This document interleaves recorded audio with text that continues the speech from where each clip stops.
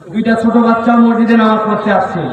নামাজ পড়তে আসে ছোট মানুষ, একজন আরেকজনের সাথে কথা বলতে বলতে, একজন আরেকজনের সাথে একটু ধাক্কাধাক্কি করতে করতে এক বাচ্চা আরেক বাচ্চা হাসে দিচ্ছে। আপনাদের এলাকায় মসজিদে হাসে ভাই?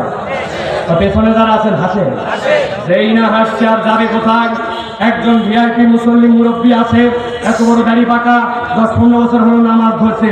উনি নামাজের মধ্যেই চিন্তা করছে এটার একটা বিহিত করা হবে।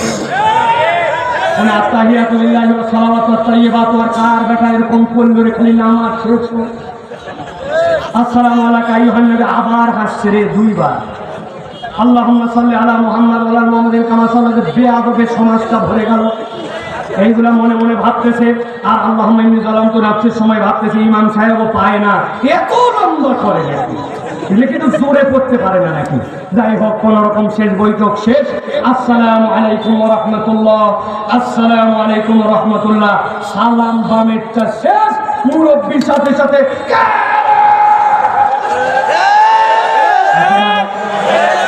এমন ঝাড়ি দিছে, তোর বাপকে তুই মসজিদে এমন ঝাড়ি মারছে, ওই বেটা আর চিন্তা করছে এক মাসে মসজিদে যাওয়া যাবে না। আছে কিনা ভাই? এই যে মুরব্বী, আপনি যে গরম মেরে দিলেন, আপনি যে আপনার ছোট্ট আপনার পরের প্রজন্মকে নামাজি বানালেন না, আপনি মনে করতেছেন আল্লাহর ঘরকে আপনি ঠিকঠাক করার জন্য উত্তম আখলাক দেখাইছেন, আপনি কচু দেখাইছেন, আপনি এখন ইসলাম বোঝেন নাই। আমি মাঝে মাঝে মজা করে বলি, ওইগুলা মুরব্বীকে আল্লাহ রাব্বুল আলামিন যদি জান্নাতে আমাদের সাথে ঢুকায়, আমরাও মুরব্বীকে আল্লাহকে বলবো, আল্লাহ তুমি তো আমাদেরকে সব দেখাতে পারো। উনার বয়স যখন 5 বছর ছিল, আসরের নামাজের সময় মুরব্বী কি করতেছিল আমি একটু দেখতে চাই। ছিল না টায়ার নিয়ে, আর ওই যে কলমির জাল দিয়া টায়ার চালায়। ভালো করে বোঝেন, কোন মুরব্বীকে আমি ক্রিটিসাইজ করার জন্য বলছি না, মাথার মধ্যে ঢুকানোর জন্য বলছি। আপনার আখলাকটা অন্যরকম হতে পারত। আমি তো বলি, মুরব্বী আপনার পকেট থেকে একটা চকলেট দেন আমাকে, কোনো মুরব্বী দেন, ওই আপনার চকলেট পকেটে। হুজুর চকলেট নিয়ে ঘুরবো কি জন্য? আমার কি ডায়াবেটিস আছে নাকি যে হাইপো হলে আমার চকলেট খাওয়া? জি না। মসজিদে ওই বাচ্চাটা চিল্লায় উঠেছে, একটুখানি কথা বলছে, নামাজ শেষ করে শান্ত করে তার কাঁধে হাত দিয়েছেন, যে বলছেন দাদু মসজিদে আসছিস, খুব খুশি হয়েছে, কিন্তু নেই চকলেটটা খা। চকলেটটা ছিলে মুখে দেওয়ার পরে বলছেন দাদু রে, মসজিদে আসলে মানুষ হাসে, বল হাসলে কিন্তু অন্যরা কষ্ট পায়, নামাজ সুন্দর হয় না, তুই কিন্তু আর হাসবি না, আর একবার যদি না হাসিস আগামী ওয়াক্তে 2 চকলেট। ওই ব্যাপারে খুশি হয়ে পরের ওয়াক্তে আসছে, ও দেখবেন হাসতে পারে। আপনি কৌশলে নামাজে একটু পরে দাঁড়াইছেন, দাঁড়াইয়া এক পাশে ওরে নিছেন, আরেক পাশে আলাদা দিয়েছেন, 2 বাচ্চাকে পাশাপাশি দাঁড় হতে দেন নাই। নামাজ শেষ হয়েছে, 2 চকলেট হাতে ধরাই দিয়ে বলছেন মাশাআল্লাহ আমার দাদু ভাই, তুই তো হাসিস নাই, তুই সুন্দর কথা শুনছিস দাদু ভাই। ও আসছে, চকলেট দিছেন। 7 দিন পরে চিন্তা করছেন প্রত্যেক ওয়াক্তে চকলেট দিলে তো আর মন জমবে না। 5 টাকার একটা কয়েন রেখেছিলেন, পকেট থেকে 5 টাকার একটা কয়েন বের করে হাতে দিয়ে বলছেন আজকে চকলেট না, যা আইসক্রিম খা, এত সুন্দর তুই নামাজ পড়িস। ওই ছেলেটা মসজিদমুখী হয়েছে, হাসি বাদ দিছে, আপনাকে দেখে তার দিলটা ভরে গেছে। হঠাৎ করে মসজিদ থেকে একদিন ডাক আসছে, অমুক মুরব্বী বিদায় হয়ে গেছে, তার জানাজায় আপনারা সকলে শরীক হন। আপনার জানাজার খবর হয়েছে, সবাই মিলে দাফন করে কবরে নামাইছে। এরপরে সবাই আপনার কথা ভুলে গেছে, সন্তান ভুলে গেছে, এলাকাবাসী ভুলে গেছে, আপনি আর তার আইটেমে নাই। কিন্তু জেনে রাখেন, 20 টাকা 25 টাকা খরচ করে উত্তম ব্যবহার দিয়ে ওই বাচ্চাকে আদর করে কোলের পাশে নিয়ে একটা আইসক্রিম খাওয়ায়, ওই যে তাকে মসজিদমুখী করে সিজদাওয়ালা বানিয়ে দিয়েছিলেন। আপনার জন্য দুনিয়ার কারো দোয়া করা লাগবে না। ওই বাচ্চা বেঁচে থাকতে যতদিন সিজদা দিবে, আপনার আমলনামায় ততদিন সওয়াব পৌঁছাতে থাকবে। এর নাম হচ্ছে উত্তম আখলাক। আমরা হয়ে গেছি তেরা বুড়া, যত বুড়া তত তেরা, সে তত জ্বলছে। যারা ঠিক বলতেছে এর মধ্যে আবার অসংখ্য আমাদের বেয়াদব আছে, মুরব্বীদেরকে সম্মান করে না, ঠিক না ভাই? আগে সিগারেট অনেকেই খাইতো, কিন্তু মুরব্বী দেখলে সামলাতো, ভয়ে আতঙ্কে অস্থির হয়ে যেত। একটা পিক খেলার আগে 3 বার চিন্তা করতো। মুরব্বী দেখলে গাল এরকম করে মুছে, উস্তাদ দেখলে হুজুর দেখলে কানের চিহ্ন মুছার চেষ্টা করতো। আর এখন ধোঁয়া মুখের উপর মারে, মুরব্বী ওভারলুক করে। ঠিক কিনা? অতএব ইসলাম বড়দেরকে সম্মান করতে বলেছে, ছোটদেরকে স্নেহ করতে বলেছে। এর নাম উত্তম আখলাক। আল্লাহ নবী বলছেন যার আখলাক উত্তম হবে আমি জান্নাতের উচ্চ দেশে তাকে একটা জায়গা দিয়া তারপরে আমার জান্নাতে যাবো। সুবহানাল্লাহ। তাহলে দুইটা গুণের কথা বলেছি, একটা তর্ক পরিহার আর একটা বিনা পরিচয়ে মানুষের উপকার। মনে থাকবে তো ইনশাআল্লাহ? আর কয় মিনিট আছে? এত সময় নেই। জি জি, বলতে থাকবো, আপনি বলতে থাকলেও বলতে থাকবো, না বলতে থাকলেও বলতে। চলেন প্রিয় ভাইরা, 3 নম্বরে এই গুণটা বড় সাংঘাতিক গুণ।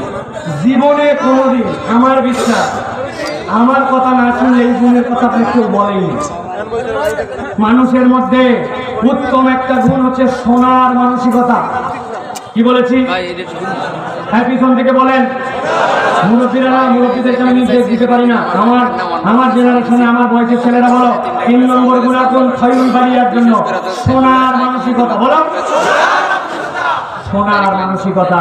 আমরা এখন সক্রিয় শ্রবণ, নিজের সহানুভূতি এবং অপরের প্রতি শ্রদ্ধার বহিঃপ্রকাশ। সক্রিয় শ্রবণ মানে কি? আপনাকে কেউ কোনো একটা কথা বলছে, আপনি ওইটাকে মনোযোগ দিয়ে শোনেন, দিল দিয়ে শোনেন, তার কথাটাকে মূল্যায়ন করেন। এই সক্রিয় শ্রবণ নিজের সহানুভূতি এবং অন্যের প্রতি শ্রদ্ধার বহিঃপ্রকাশ। আমাদের সমাজে আমরা বলতে চাই, শুনতে চাই না। অথচ আল্লাহ রাব্বুল আলামিন বলছেন وَإِذَا قُرِئَ الْقُرْآنُ فَاسْتَمِعُوا لَهُ وَأَنصِتُوا لَعَلَّكُمْ تُرْحَمُونَ।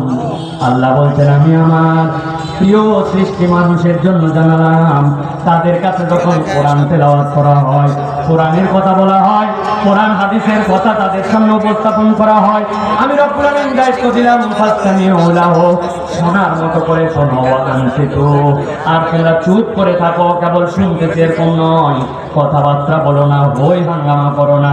আল্লাহ বলছেন আমি তোমাদের জন্য জানালাম লাআল্লাকুম তুরহামুন, আশা করা যায় তোমাদের জন্য আল্লাহর পক্ষ থেকে দয়া নাজিল হবে। আল্লাহ রাব্বুল আলামিন শোনার জন্য এই দায়িত্ব দিয়েছেন, সাথে সাথে আল্লাহ সতর্ক করেছেন। আল্লাহ বলছেন বান্দা তুমি শোনো বেশি, বলো কম। আল্লাহ বলছেন মা ইয়ালফিযু মিন কাওলিন ইল্লা লাদাইহি রাকীবুন আতীদ। ভালো করে বোঝেন, আল্লাহ বলছেন মা ইয়ালফিযু মিন কাওলিন, দুনিয়ার বুকে কোনো মানুষ কোনো কথা বলতে পারে না। জিজ্ঞাসা করি বলুন তো ভাই, মানুষ কথা বলতে পারে না? পারে না? আল্লাহ বলছেন পারে না।